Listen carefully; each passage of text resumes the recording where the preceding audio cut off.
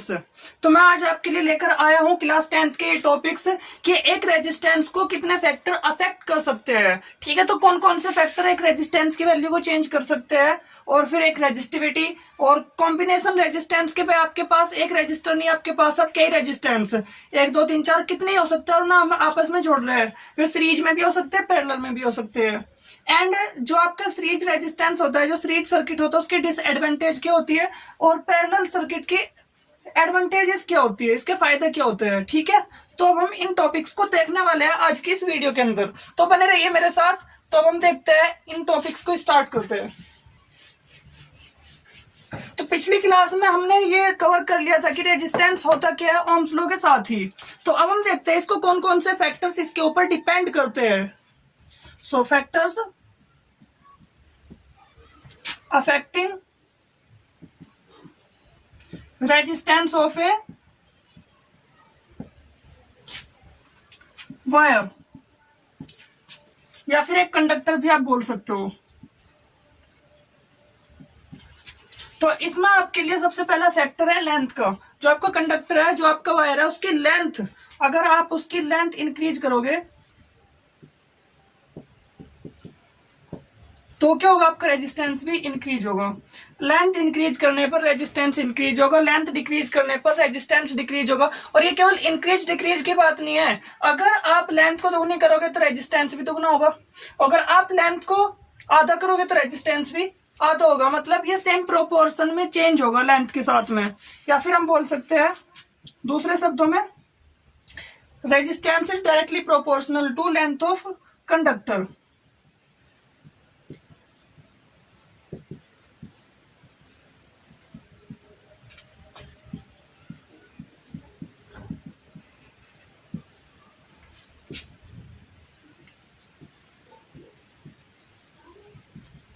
ठीक है, एंड जो आपका सेकंड फैक्टर होता है वो उसका आता है क्रॉस सेक्शन एरिया।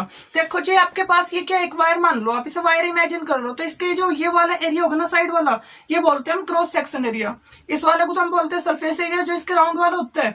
लेकिन जो ये वाला जो एरिया होता है, इसे हम बोलते हैं क्रॉस सेक्शन एरिया। ठीक है, तो आप इसे नजदीक से देखिए, ये वाला जो एरिया होता है, तो मैं इसी की बात करूंगा क्रॉस सेक्शन एरिया के बारे में, कि क्रॉस सेक्शन एरिया कम ज्यादा करने से भी क्या रेजिस्टेंस पर फर्क पड़ेगा। फॉर एग्जांपल, आपके पास एक कॉपर का वायर है, एक कॉपर का वायर मोटा है, एक कॉपर का वायर पतला है, तो रेजिस्टेंस किसका ज्यादा होगा भाई? जिसका जो वायर जितना ज्यादा पतला होगा उसका रेजिस्टेंस उतना ही ज्यादा होगा, क्योंकि जितना मोटा वायर होगा उसके अंदर से करंट उतनी ही आसानी से फ्लो हो जाएगी। ठीक है, तो यहाँ पर ये क्या होता है, जो आपका रेजिस्टेंस है वो इनवर्सली प्रोपोर्शनल होता है क्रॉस सेक्शन एरिया के। जो आपका क्रॉस सेक्शन एरिया होगा, जितना ज्यादा आप क्रॉस सेक्शन एरिया इंक्रीज करोगे आपका रेजिस्टेंस डिक्रीज होगा, क्रॉस सेक्शन एरिया घटाओगे तो आपका रेजिस्टेंस इंक्रीज होगा। मतलब क्या है, अगर आप क्रॉस सेक्शन एरिया बढ़ाओगे, मतलब जो मोटा वायर है उसका रेजिस्टेंस कम होता है, करंट आसानी से फ्लो हो जाएगी, और जो पतला वायर होता है उसके अंदर से करंट मुश्किल से फ्लो होगी, उसका रेजिस्टेंस ज्यादा होगा। और इसी प्रोपोर्शन में कम ज्यादा होगा। अगर आप इसके क्रॉस सेक्शन एरिया को दुगना कर दोगे ना तो रेजिस्टेंस आधा हो जाएगा, लेकिन अगर आप क्रॉस सेक्शन एरिया को आधा कर दोगे तो रेजिस्टेंस दुगना हो जाएगा। मतलब सेम प्रोपोर्शन में ये चेंज हो रही है चीजें, तो इसलिए हम इसे क्या बोलेंगे, resistance is inversely proportional to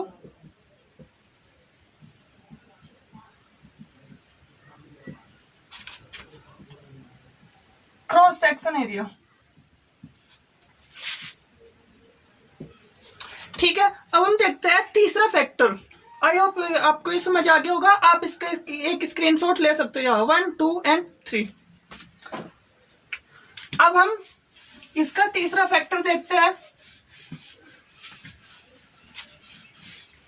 जो अब हमारा तीसरा फैक्टर है वो है टेम्परेचर।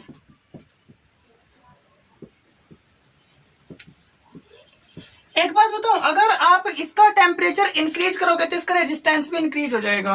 मतलब जितना ज्यादा आप मेटल का टेम्परेचर बढ़ाते हो ना, उतनी मुश्किल से उसके अंदर करंट फ्लो होती है। तो अगर आपका वायर गर्म हो गया तो उसके अंदर से करंट मुश्किल से फ्लो होगी। तो टेम्परेचर बढ़ाने से क्या होगा, आपके जो आपका कंडक्टर है वो क्या होगा, उसका रेजिस्टेंस इंक्रीज हो जाएगा। जब आप टेम्परेचर घटाओगे तो उसका रेजिस्टेंस डिक्रीज हो जाएगा। लेकिन ये सेम प्रोपोर्शन में नहीं होता है। अगर आपने 10 डिग्री से भी इंक्रीज किया ना टेम्परेचर, तो 10 डिग्री का फर्क लाने से ही रेजिस्टेंस दुगना हो जाता है। मतलब आपने 10 डिग्री सेल्सियस कम ज्यादा कर दिया है तो आपके रेजिस्टेंस में दुगना फर्क आता है। तो इसलिए मैं यहाँ पर डायरेक्टली प्रोपोर्शनल नहीं लिखूंगा। देखो बढ़ाने से रेजिस्टेंस बढ़ रहा है, घटाने से घट रहा है, लेकिन सेम प्रोपोर्शन में काम नहीं हो रहा है। ठीक है, तो इसलिए मैं यहाँ पर प्रोपोर्शनलिटी का साइन नहीं लगाऊंगा, लेकिन इतना जरूर लिखूंगा on increasing temperature resistance of conductor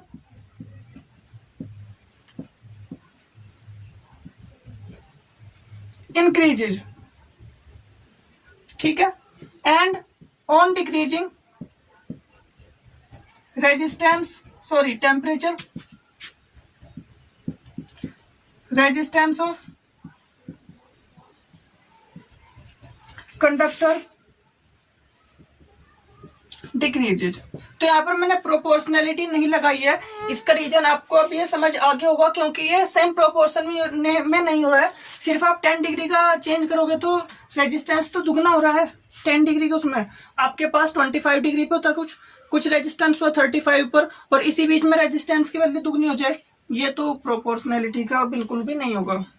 एक जो आखिरी बात आपको बता दूं, फॉर जो रेजिस्टेंस है वो जो आपकी मेटल है ना, जो आपका कंडक्टर है, उसके नेचर पे भी डिपेंड करता है कि वो कॉपर का है, आयरन का है, किस चीज का बना है, वो उसके मेटेरियल पर भी तो डिपेंड करेगा। ठीक है, सो रेजिस्टेंस ऑल्सो डिपेंड ऑन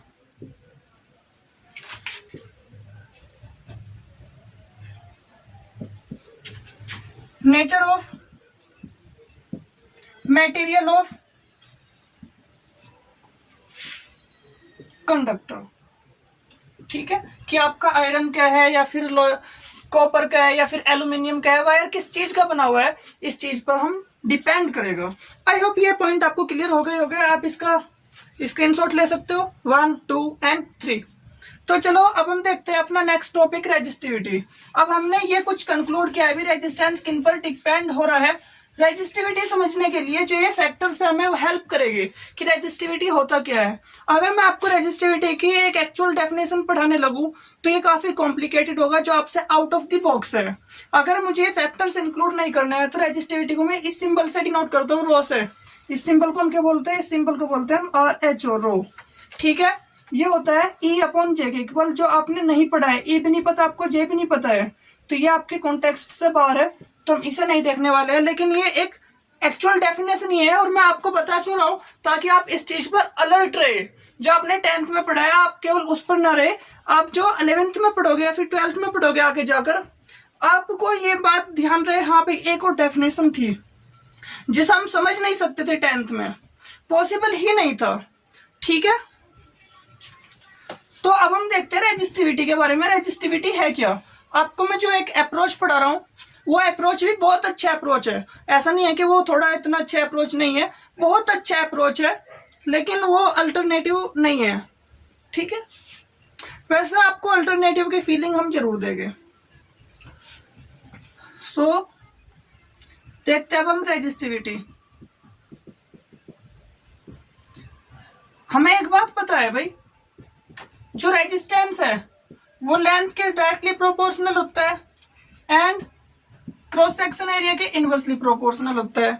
बाकी टेम्परेचर का फैक्टर है उसका तो हम मैथमेटिकली नहीं लिखा है मैंने, और जो उसका नेचर का है उसका भी हमने मैथमेटिकली नहीं लिखा है। अगर मैं मैथमेटिकली देखूँ तो मेरे पास डायरेक्टली तो ये रिलेशन मिल रहे हैं। मैं क्या कर रहा हूँ, इन दोनों को एक साथ जोड़ दे रहा हूँ, तो क्या होगा, R किसके प्रोपोर्शनल होगा, L/A के। और जब मैं प्रोपोर्शनलिटी का साइन हटाऊंगा तो यहाँ पर आएगा एक कांस्टेंट, और वो कांस्टेंट क्या होगा, वो होगा रो। और इस कांस्टेंट को हम क्या बोलते हैं, इसको हम बोलते हैं रो। इस सिंबल का नाम क्या है, रो है।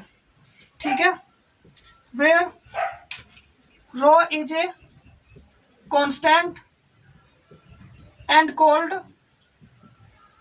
Resistivity of. देखो इसका नाम रेजिस्टिविटी भी है और स्पेसिफिक रेजिस्टेंस, दोनों इसके एक ही नाम है।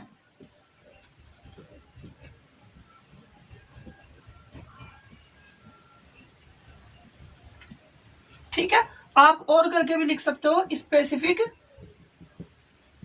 रेजिस्टेंस, तो दोनों का एक ही मीनिंग होता है। और अब मैं इससे अगर मैं रो की वैल्यू निकालने लगूं तो रो क्या होगा, rho equals to R into A upon L होगा, ए इधर आ जाएगा, एल अपॉन में आ जाएगा। सो रो इक्वल्स टू क्या मिला आपको, R into A upon L. अब मैं कह रहा हूँ भाई रो को डिफाइन करो, वर्बली डिफाइन करो। मैंने तो सिर्फ रेजिस्टेंस को लिया है और यहाँ पर मैंने रो को इंट्रोड्यूस कर दिया। ये क्या रो है, ये है स्पेसिफिक रेजिस्टेंस, ठीक है, जिसको मतलब एक कांस्टेंट है, इसको हम स्पेसिफिक रेजिस्टेंस बोल देते हैं। लेकिन अगर मुझे ये वर्बली बताना पड़े, जैसे मैं रेजिस्टेंस को बता रहा हूँ, जैसे मेरी अब तक टेंडेंसी रही है, जैसे हमारे अभी तक बचपन से पढ़ने की टेंडेंसी रही है कि अगर हम कोई भी डेफिनेशन बता रहे हैं तो उसको वर्बली भी बताओ। मैथमेटिकली तो हमने दिखा दिया कि भाई ये रो होती है, इसकी डेफिनेशन है, तो ये वर्बली हम कैसे लिखेंगे। तो ऐसा करो, आप एक वायर को इमेजिन कर लो जिसके लिए एल भी 1 है, 1 सेंटीमीटर है, और ए भी 1 सेंटीमीटर स्क्वायर है, क्योंकि एरिया तो सेंटीमीटर स्क्वायर होती है इसकी यूनिट। तो एक ऐसा वायर जिसकी लेंथ क्या है, 1 है, और क्रॉस सेक्शन एरिया भी क्या है, 1 है। मतलब क्रॉस सेक्शन एरिया और लेंथ ये सेंटीमीटर भी हो सकती है, मीटर भी हो सकती है, डिपेंड करता है। ये होने चाहिए कुछ ना कुछ, दोनों की होनी चाहिए, 1 होनी चाहिए। तो उस केस में क्या होगा, then rho equals to R आएगा। लेकिन यहाँ पर जो यूनिट आएगी वो क्या आएगी, यहाँ पर यूनिट आएगी ओम सेंटीमीटर, क्योंकि यहाँ पर ये मैंने क्या लिया है, सेंटीमीटर में लिया है। अगर मैं इसे मीटर में लेता तो एक अलग बात थी, ठीक है। सो अब मैं इसकी वर्बल डेफिनेशन आपको लिखकर दिखाता हूँ, उसे हम याद रखेंगे।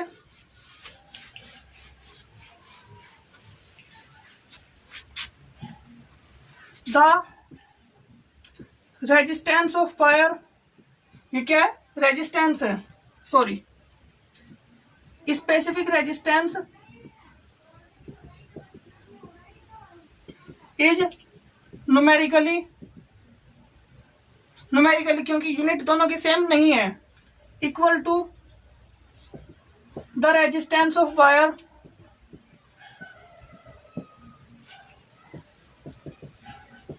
whose length and cross section area is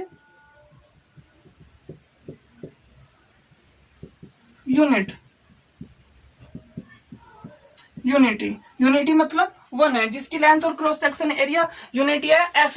ऐसे वायर का रेजिस्टेंस क्या होगा, आपका उस मटेरियल का स्पेसिफिक रेजिस्टेंस होगा।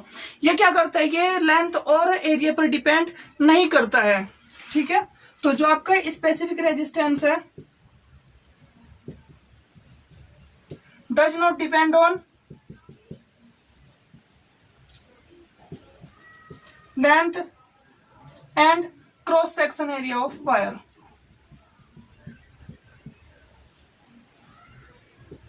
लेकिन एक बात बताओ, रेजिस्टेंस में मैं जब इंट्रोड्यूस कर रहा था, मैंने वो दो फैक्टर नहीं लिए थे, एक टेम्परेचर नहीं लिया था और एक मटेरियल नहीं लिया था नेचर का। लेकिन ये जो रो है ना, ये उस पर डिपेंड करता है, ठीक है। तो जो आपका स्पेसिफिक रेजिस्टेंस है depends on nature of material of conductor, ठीक है। तो आई होप आपको ये चीजें क्लियर होगी। ऐसा क्यों नहीं है, तो अब हम देखते हैं।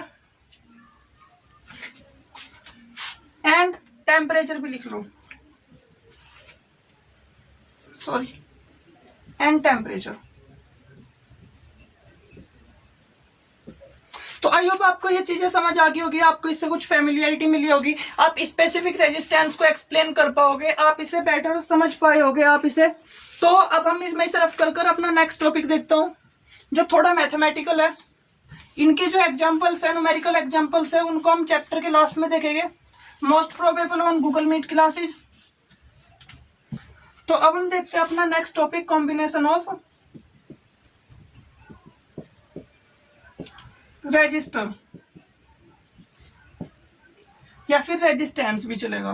तो कॉम्बिनेशन का मतलब है हम दो चार रेजिस्टर को एक साथ जोड़ रहे हैं और उसको एक एप्लियंस में लगा रहे हैं, कहीं ना कहीं किसी सर्किट के अंदर लगा रहे हैं। तो दो तरह के कॉम्बिनेशन आते हैं, दो टाइप के कॉम्बिनेशन आपके सामने आ सकते हैं। फर्स्ट, वे सीरीज में हो, एंड जो सेकंड है वो क्या है, इन पैरेलल, वे पैरेलल में हो। तो हमें ना एक एक करके देखना है। तो सबसे पहली बात मैं देखूंगा इन सीरीज। अरे ये बहुत आसान है, कुछ नहीं करना आपको। आप इस तरीके से जब रेजिस्टेंस जोड़ोगे ना, ये रेजिस्टेंस का सिंबल है, तो जब आप इस तरीके से रेजिस्टेंस को जोड़ोगे, तो इस तरीके से जब हम रेजिस्टेंस को जोड़ते हैं तो हम उसे क्या बोलते हैं, उसे बोलते हैं हम सीरीज के अंदर। आप क्या कर रहे हो, एंड टू एंड जोड़ रहे हो ना, एंड टू एंड जोड़ने का। जैसे दिवाली में वे नहीं होती कि लड़ी होती है जो लाइट्स होती है, अगर उसमें से एक बीच में खराब हो गया, मान लेते हैं बीच की लाइट एक खराब होगी तो पूरी खराब। तो इसीलिए उसमें क्या होता है, वे इसी में जुड़ी होती है, एक के बाद एक, एक के बाद एक, ठीक है। तो इस कॉम्बिनेशन को हम क्या बोलते हैं, सीरीज बोलते हैं। So when registers are connected end to end, then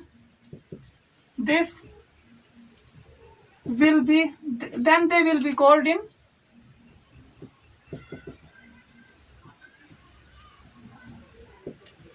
series, ठीक है ना। तो वे किस में कहे जाएंगे, वे सीरीज के अंदर कहे जाएंगे। ऑलराइट, तो अब हम देखते हैं वे इस सीरीज के अंदर हो क्या रहा है। अगर इसके अंदर कोई करंट फ्लो रही, वो इसके अंदर होगी, वो इसके अंदर होगी। तो अगर आपको कोई भी ऐसे रेजिस्टेंस मिले जिनके अंदर करंट सेम फ्लो रही है, तो आप उन्हें सीरीज में ले सकते हो, बिल्कुल ले सकते हो, कोई दिक्कत नहीं है, ठीक है। So in series all resistors have same current. एक काम और करना, जो आपका प्रीवियस टॉपिक है रेजिस्टिविटी, उसमें आप उसकी यूनिट और लिख लेना जो हमने लिखी नहीं थी, जो क्या है, ओम सेंटीमीटर है और ओम मीटर है। ऐसा क्यों है, क्योंकि रो इक्वल्स टू क्या था, R into A upon L था। एल की यूनिट क्या होगी, सेंटीमीटर होगी, और ए की यूनिट क्या होगी, सेंटीमीटर स्क्वायर होगी, जिससे एक सेंटीमीटर बचा रह जाता है। अगर आप इसे मीटर में लोगे तो मीटर में हो जाएगा। ये चीज आप वहां पर लिख लेना। सो अब हम देखते हैं सीरीज को और मैथमेटिकली देखते हैं। दो बातें थी जिसकी हमें इसमें जरूरत पड़ेगी। इनमें पोटेंशियल सेम नहीं होगा, क्योंकि इसका पोटेंशियल कुछ और होगा, इसका पोटेंशियल डिफरेंस कुछ और होगा, इसका पोटेंशियल डिफरेंस कुछ और होगा, लेकिन इन तीनों के अंदर करंट सेम फ्लो होगी।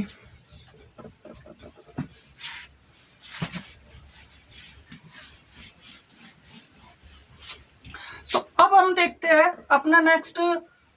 अब इसके बारे में जो मैथमेटिकली देख रहे थे, इस डायग्राम को मैंने मिटा दिया, इसे दोबारा ही बना लेता हूं। मैं ऐसे इमेजिन कर रहा हूं, मेरे पास तीन रजिस्टर है, R1 है, R2 है एंड R3 है। इसको हमने एक V वोल्ट की एक बैटरी से जोड़ दिया है। तो इसके और इसके बीच का टोटल वोल्टेज कितना होगा, V होगा। अब मैं बात करूं भाई, इसके बीच का जो वोल्टेज डिफरेंस है वो मान लेते V1 है, R1 के टर्मिनल्स के बीच का। R2 के टर्मिनल्स के बीच का वोल्टेज डिफरेंस हम मान लेते हैं V2 है, और R3 के टर्मिनल्स का पोटेंशियल डिफरेंस हम मान लेते हैं V3 है। तीनों के अंदर सेम करंट फ्लो होगी, तो ये क्या होगी, I होगी।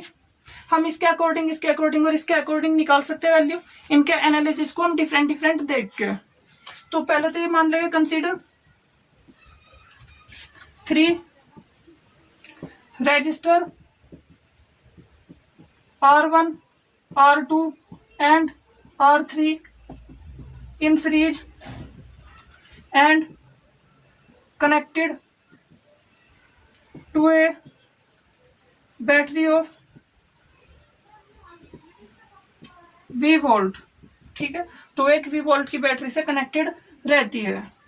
एंड पोटेंशियल डिफरेंस, PD मतलब potential difference across R1, R2 and R3 और V1, V2 एंड V3। तो R1 के अक्रॉस पोटेंशियल डिफरेंस V1, इसके अक्रॉस V2 और इसके across V3।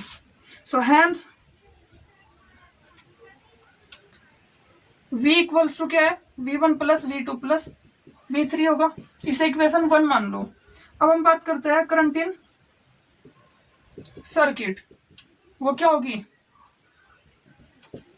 I equals to V upon R होती है। ओम्स लॉ के अकॉर्डिंग क्या होती है, V इक्वल्स टू IR होता है। तो I इक्वल्स टू क्या होगा, V अपॉन R होगा ओम्स लॉ से।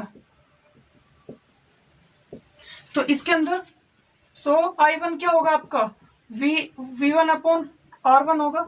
I2 क्या होगा आपका, V2 अपॉन R2 होगा। एंड I3 क्या होगा आपका, V3 अपॉन R3 होगा। अगर मैं इनकी जगह पे केवल एक अकेला रेजिस्टेंस यूज करूं, जिसकी जो क्या है रेजिस्टेंस R है, मैं इन तीनों की जगह पे एक अकेला यूज कर रहा हूं, तो ये क्या होगा, ये होगा इनका इक्विवेलेंट रेजिस्टेंस। तो हम देखेंगे इक्विवेलेंट रेजिस्टेंस के बारे में। थोड़ा सा यहाँ से रफ कर लेते हैं, फालतू के ही लिखा हुआ है, बट आप बच्चे हो तो इसलिए लिखवाना पड़ रहा है मुझे कितनी अच्छी अच्छी चीजें। सो V इक्वल्स टू क्या होता है, for equivalent resistance, equivalent resistance के लिए वोल्टेज क्या होगा, टोटल वोल्टेज जो है V होगा, और इसके अंदर करंट तो क्या होगी, सेम फ्लो होगी। अगर करंट अलग हुई तो फिर इक्विवेलेंट कैसा, तो इक्विवेलेंट रेजिस्टेंस के लिए क्या होगा, V equals to I equals to V upon R होगा। नाउ V इक्वल्स टू क्या है, from equation 1 V equals to V1 plus V2 plus V3 है। एक बात बताओ, ये जो मैंने तीनों चीजें पढ़ी थी, इससे आप क्या निकाल सकते हो, V की वैल्यू निकाल सकते हो, V1 की वैल्यू, V2 की वैल्यू। आप क्या होगा, फिर ये निकल रही क्यों था, ये आपको एनालिसिस समझाने के लिए करा था। सो ये क्या होगा, ये होगा V इक्वल्स टू IR। तो यहाँ पर ये क्या होगा, V1 equals to IR1, sorry ये तो I तो सेम होगा तीनों में, I1 I2 I3 तीनों सेम होगा ना। तो V2 क्या होगा, IR2 होगा, एंड V3 क्या होगा, IR3 होगा। ऑलराइट, तो अब हम क्या करेंगे, इसमें पुटअप करेंगे। सो V इक्वल्स टू क्या है, IR1 IR equivalent equals to IR1 plus IR2 plus IR3। I को आप कॉमन लेकर काट दोगे तो आपको क्या मिलेगा, R equals to R1 plus R2 plus R3। Got it, I hope got it. आपको लग रहा होगा आज मैं थोड़ा बोर कर रहा हूँ, थोड़ी हेल्थ का इशू चल रहा है। सो आप इसे फिर भी मैनेज करो, फिर भी कोऑपरेट करो थोड़ा सा। तो मैं यहाँ पर आपको इससे क्या फील आ रही है, अगर तीन रजिस्टर एक दूसरे के साथ सीरीज में रखे हुए हैं, तो जब वे सीरीज के अंदर होंगे तो क्या होगा भाई, ये रजिस्टर R1 है, R2 है, R3। अगर मुझे इनकी जगह पे केवल एक करना है, उसका रेजिस्टेंस कितना होना चाहिए, उसका रेजिस्टेंस होना चाहिए इनके जोड़ के बराबर। 3 भी हो सकते हैं, 2 भी हो सकते हैं, 4 भी हो सकते हैं, 10 भी हो सकते हैं, 20 भी हो सकते हैं। तो ये जनरलाइज फॉर्म में होगा, ये बस बढ़ते जाएंगे फिर घटते जाएंगे, लेकिन ये क्या होगा, ये आपस में जुड़ेंगे अगर वे सीरीज के अंदर है। तो ये कंक्लूजन निकल के आता है, और ये प्रूफ कभी कभी पूछ लेते हैं बीच में। आपके जो इसकी एनालिसिस है, ओम्स लॉ को हम किस तरीके से यूज कर रहे हैं, ये आपको ओपन रखना रहना चाहिए, माइंड इसके लिए ओपन रहना चाहिए कि आप किसी भी सर्किट के अंदर कैसे भी एनालाइज कर सकते हो। हम पहले देखते हैं दूसरा जो सर्किट है, पैरेलल सर्किट, उसके बाद करते हैं एक एग्जाम्पल।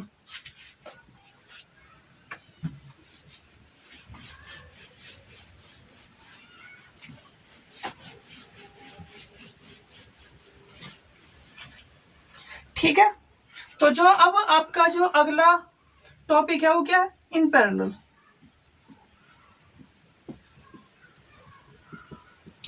तो देखो पैरेलल में क्या वो कब होगे, अगर resistance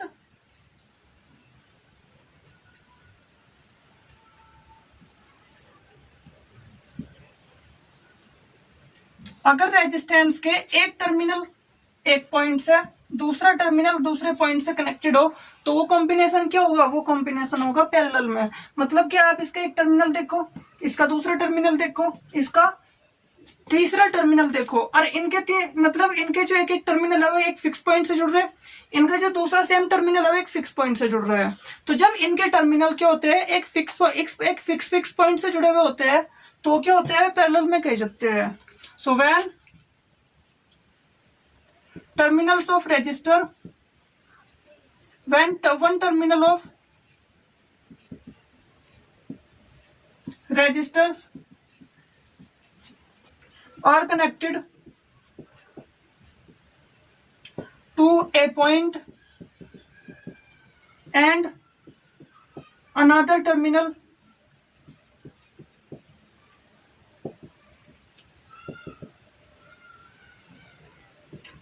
connected to another point, then they will be called in parallel.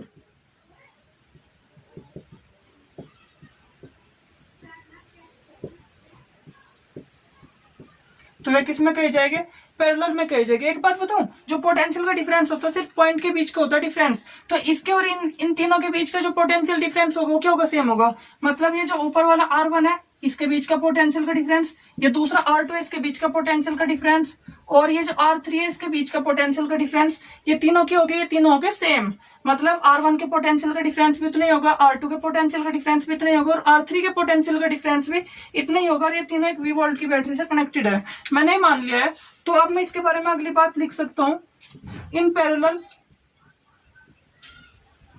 All resistance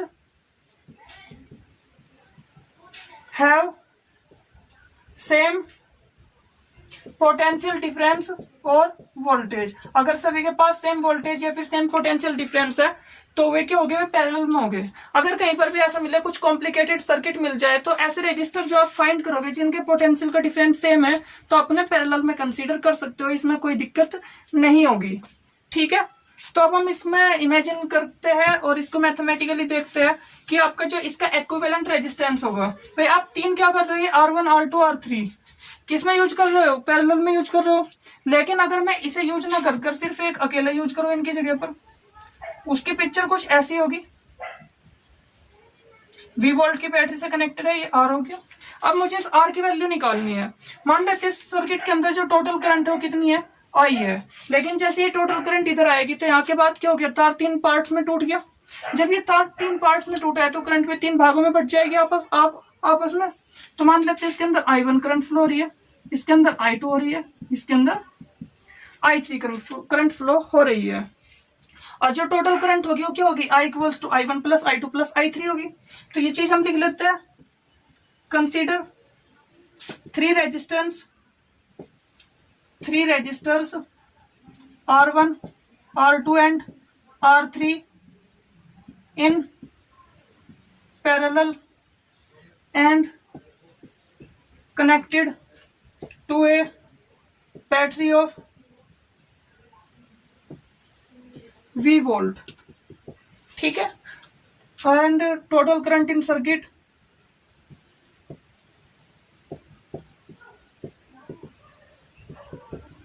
is I। current in R1, R2 and R3 are I1, I2 and I3 respectively. ठीक है, ये चीज हमने लिख ली है। सो जो I होगी, टोटल करंट होगी वो क्या होगी, I1 plus I2 plus I3 होगी। इक्वेशन 1 मान लेते हैं हम इसे। अब मैं इसको निकालना चाहता हूँ, इसके अंदर टोटल करंट देखना चाहता हूँ। तो एक बात बताओ, इनके बीच का पोटेंशियल क्या डिफरेंस, सेम है। ठीक है, सो फ्रॉम ओम्स लॉ ये क्या होता है, V इक्वल्स टू IR होता है। लेकिन V तो क्या है, दोनों के लिए सेम है, हमें क्या चाहिए, इनकी वैल्यू चाहिए। So V equals to I equals to क्या होता है, V अपॉन R होता है। यस, तो I इक्वल्स टू क्या होगा, V अपॉन R। तो ये हमें बताता है। तो ओम्स लॉ से हमें क्या मिलेगा, R1 के लिए V equals I1 equals to V upon R1 होगा, क्योंकि तीनों के बीच का पोटेंशियल डिफरेंस तो सेम है, क्योंकि इसके बीच का भी, इसके बीच का भी, इसके बीच का भी, तो तीनों के अक्रॉस पोटेंशियल डिफरेंस वो ये जो बैटरी का है EMF है। ठीक है, तो ये क्या होगा, I1 होगा V अपॉन R1, I2 होगा V upon R2 and I3 क्या होगा, V अपॉन R3 होगा। अब ये आपको I1 I2 I3 की वैल्यू मिल चुकी है। थोड़ा सा ऊपर का फालतू का पार्ट ये रफ करते हैं। अब मैं बात करता हूं इसके लिए फॉर इक्विवेलेंट रेजिस्टेंस के लिए। तो जो आपका इक्विवेलेंट रेजिस्टेंस होगा इन तीनों की जगह पे जो यूज हो रहा है, इसके लिए क्या होगा, इसके लिए करंट इसमें I फ्लो हो रही होगी, क्योंकि दोनों में करंट सेम होगी ना, तो तभी तो इक्विवेलेंट होगा। तो I इक्वल्स टू क्या होगा, V अपॉन R होगा। सो नाउ फ्रॉम इक्वेशन 1 क्या होती है आपकी, I इक्वल्स टू क्या है, I1 plus I2 plus I3 है, एंड I क्या आपकी V अपॉन R है। I ये क्या है, V अपॉन R1 है I1, सो V upon R2 plus V upon R3। तो इसमें V आप कॉमन लेकर निकाल लोगे बाहर, सो 1 अपॉन R इक्वल्स टू क्या मिलेगा आपको, मिलेगा 1 upon R1 plus 1 upon R2 plus 1 upon R3। ये होगा आपका नेट रेजिस्टेंस, ये हो गया आपका रिक्वायर्ड फॉर्मूला।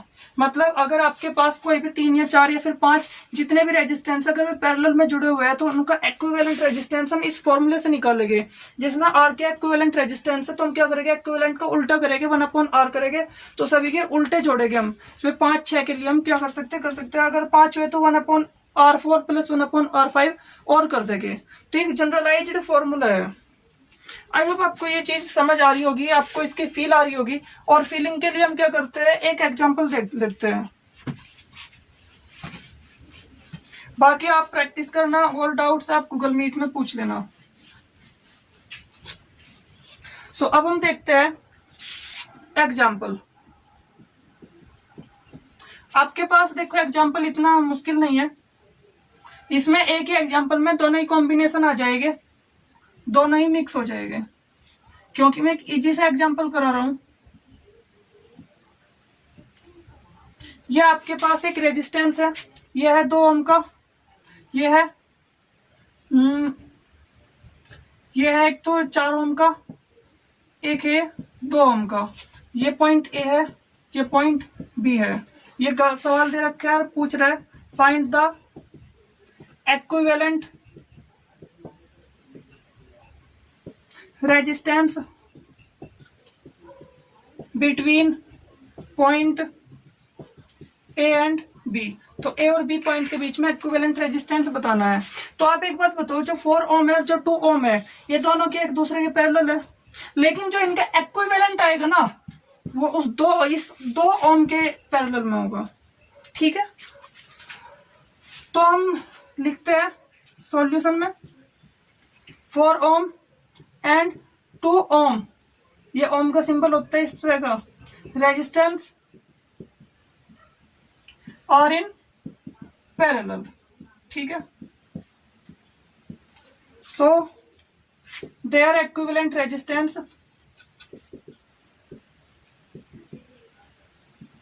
इनका इक्विवेलेंट रेजिस्टेंस क्या होगा, 1/r1 लिख ली सर, जो इनका इक्विवेलेंट आएगा। पहली बार कर रहे तो 1/r1 लिख लेता हूँ, जो क्या आएगा 1/4 प्लस 1/2 आएगा। एलसीएम 4 आएगा, 4 को 4 से डिवाइड करेंगे 1 आएगा, 1 की मल्टीप्लाई 1 में करेंगे 1 रहेगा, बीच में प्लस आएगा। 4 को 2 से डिवाइड करेंगे 2 आएगा, 2 की मल्टीप्लाई ऊपर 1 में करेंगे तो क्या आएगा 2 आएगा। तो यह आया 3/4। अगर हम इसको उल्टा करेंगे तो r1 इक्वल्स टू क्या आएगा 4/3। उल्टा करना मत भूलना। अब आपको R1 मिल गया है। अब जो इसका इक्विवेलेंट रेजिस्टेंस R1 मिला है वो इस 2 ओम के साथ क्या होगा, सीरीज में होगा। सो अब हम थोड़ा सा यहाँ से मिटा के देखते हैं, जगह की कमी है थोड़ी। Now 2 ohm and R1 are in series, so equivalent resistance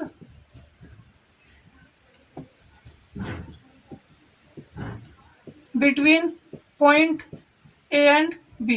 तो A और B के बीच में इक्विवेलेंट रेजिस्टेंस क्या होगा, उसे R लिख लेता हूँ, जो होगा R1 प्लस 2 ओम होगा, 2 ओम का है।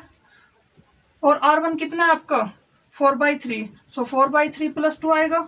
अब इसको जरा सॉल्व कर लो, इसको जरा सॉल्व करोगे तो क्या आएगा 3 और 1 का एलसीएम 3 आएगा। 3 को 3 से डिवाइड करेंगे 1 आएगा, 1 की मल्टीप्लाई 4 में करेंगे 4 आएगा। 3 को 1 से डिवाइड करेंगे 3 आएगा, और 3 की मल्टीप्लाई आप 2 में करोगे तो आप 6 मिलेगा, और 6 4 के होता है 10 ऑल्सो, तो 10/3 क्या आपका आंसर है। So equals to 10/3 R equals to, ये होगा आपका आंसर, रिक्वायर्ड आंसर। तो आप ऐसे कर सकते हो, जो आपको पैरेलल में मिल रहा है आप उन्हें पैरेलल में सोचोगे, फिर जो उनका इक्विवेलेंट आ रहा है वो किसी दूसरे के साथ सीरीज में हो सकता है। तो हम इसे ऐसे क्वेश्चंस को इस तरीके से सॉल्व कर सकते हैं। अब हम देखते हैं अपना जो आखिरी टॉपिक है कि जो एडवांटेज क्या होती है और डिसएडवांटेज क्या होती है किसी भी सीरीज कॉम्बिनेशन की और रेजिस्टेंस कॉम्बिनेशन की। मेरे पास अलग अलग मतलब एप्लियंसेज है, मेरे पास अलग अलग बल्ब्स है, और उन सभी बल्ब्स को मुझे क्या करना है, सीरीज में जोड़ू या फिर पैरेलल में जोड़ू, तो उनकी एडवांटेज और डिसएडवांटेज क्या होती है। जो हमारे घर की वायरिंग होती है जो हम यूज करते हैं सिंपली, वो होती है पैरेलल में। तो पैरेलल में क्यों होती है, क्योंकि उसके फायदे हैं, लेकिन जो सीरीज में होती है उसके नुकसान होते हैं। तो सबसे पहले देखते हैं उसके नुकसान क्या है। उसका पहला नुकसान तो यही है कि आप क्या कर रहे हो, सभी को सीरीज में जोड़ रहे हो, एक खराब हो गया तो सारे खराब। ठीक है, तो देखते हैं हम डिसएडवांटेज।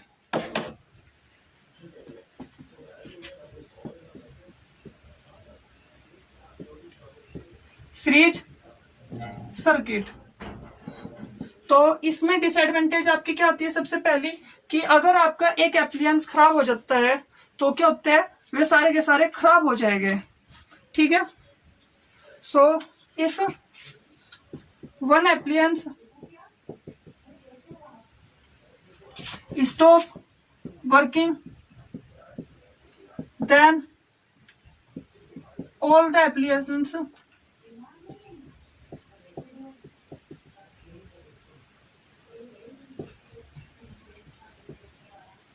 Also stops working. ठीक है, अगर एक खराब हो गया तो सारे के सारे खराब हो जाएंगे। आप खुद सोचो ना, ऐसे जुड़े हुए 3-4 बल्ब, एक बीच में खराब हो गया तो बाकियों में करंट जाएगी नहीं, सर्किट ही टूट जाएगा, तो फिर वो काम नहीं करेगा। अब मैं बात करूं इसके दूसरी डिसएडवांटेज की, कि जो आपके पास यहाँ पर अगर वोल्टेज जाता है और जो सबसे लास्ट को होगा उसके पास क्या होगा, उसके पास होगा वोल्टेज बहुत कम। तो उनके वोल्टेज के होते हैं बहुत, सभी के अलग अलग होते हैं। ठीक है, so all resistance have different voltages. ठीक है, तो पहले के पास ज्यादा होगा, पता चला पहले खराब होने के चांस है, दूसरे को वैसी एनर्जी नहीं मिल रही है। आपने 3-4 बल्ब लगा दिए, पहला तो चल रहा है बहुत तेज, दूसरा चल रहा है बहुत मंदा, बिल्कुल डिम, तो पहले तो फूकने की कगार पर है और दूसरा बेचारा उसे एनर्जी नहीं मिल रही है। तो इससे हमें क्या होता है, इसमें हमें नुकसान होता है। इसका जो रेजिस्टेंस होता है, ओवरऑल रेजिस्टेंस भी क्या करते हैं, बढ़ाते हैं। ठीक है, तो अगला क्या होगा, ओवरऑल रेजिस्टेंस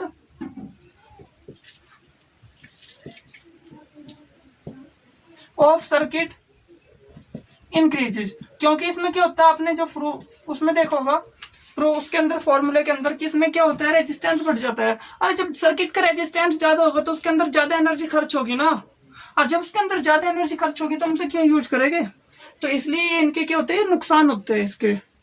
अब हम देखते हैं एडवांटेज क्या होती है पैरेलल की।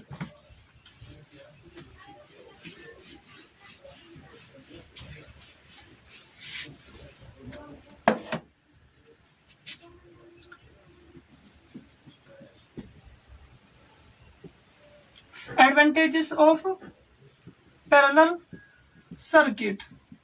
तो देखो पैरेलल सर्किट की एडवांटेज क्या है। सबसे पहले तो यही है कि आप सभी को मतलब एक को बंद कर सकते हो, एक को खोल सकते हो। तो हम क्या कर सकते हैं, किसी एक को स्विच ऑफ कर भी बाकी को चला सकते हैं, इसमें हमें कोई दिक्कत नहीं है। ठीक है, तो if some appliances stop working due to some defect, then other appliances